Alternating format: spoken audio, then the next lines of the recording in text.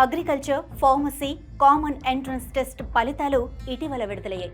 సరైన ర్యాంకు రాని కొందరు ఇంజనీరింగ్లో కోరిన బ్రాంచ్లో ఎలాగైనా చేరాలన్న ఉద్దేశంతో ప్రముఖ కళాశాలల్లో సీటు ఇప్పించమంటూ మధ్యవర్తులను ఆశ్రయిస్తున్నారు. ప్రజాప్రతినిధులు, రాజకీయ నేతల ద్వారా పైరవీలు సాగిస్తున్నారు. ఈ క్రమంలో దళాళ్లు ఇంజనీరింగ్, మెడిసిన్, వ్యవసాయ కోర్సులు చేసేందుకు ఆసక్తి చూపుతున్న విద్యార్థుల వివరాలను సేకరించి వారి తల్లిదండ్రులకు ఫోన్ చేసి బేరసారాలు చేస్తున్నారు. డిమాండ్ ఉన్న కోర్సులో సీటు గ్యారంటీ అంటూ ప్రకటనలు గుప్పిస్తున్నారు. అడ్వాన్స్ ఇస్తే సీటు రిజర్వ్ చేస్తామంటూ మాయ చేస్తున్నారు. ఇటీవల ఈ తరహా ఫిర్యాదులు ఎక్కువ కావడంతో పోలీసులు మాయగాళ్లను పట్టుకునేందుకు దృష్టి సారించారు.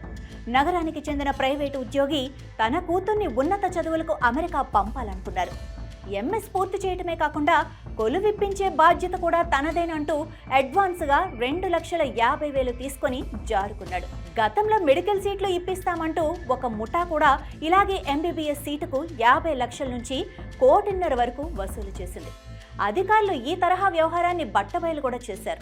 నగరంలోని ప్రముఖ విద్యా సంస్థలో పనిచేస్తున్న ఒక ఉద్యోగి విద్యార్థులకు విదేశాల్లో ఉద్యోగ అవకాశం కల్పిస్తానంటూ పెద్ద ఎత్తున డబ్బులు వసూలు చేసినట్లు బాధితులు పోలీసులకు ఫిర్యాదు చేశారు.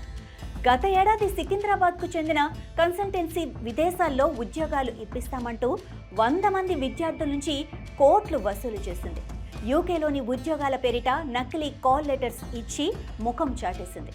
మాదాపూర్లో సాఫ్ట్వేర్ ఉద్యోగాలంటూ ఇద్దరు యువకులు ఆన్లైన్ పరీక్ష, ఇంటర్వ్యూలు కూడా నిర్వహించారు. కాల్ లెటర్ పంపి ఒక్కొక్క నుంచి 2 నుండి 3 లక్షలు వసూలు చేశారు. బాధితుల కంపెనీలో చేరేందుకు వెళ్లి మోసపోయినట్లు అక్కడ గ్రహించారు. తాజాగా గజ్బౌలిలోని ఐటీ సంస్థ సుమారు 200 మందిని ఉద్యోగంలోకి తీసుకుంటామంటూ రిజిస్ట్రేషన్, ఇన్సూరెన్స్ పేరిట ఒక్కొక్క నుంచి ₹1,00,000 తీసుకున్నట్లు సమాచారం. నెలలు గడుస్తున్నా ఉద్యోగం రాక బాధితులు ఆందోళనకు గురవుతున్నారు.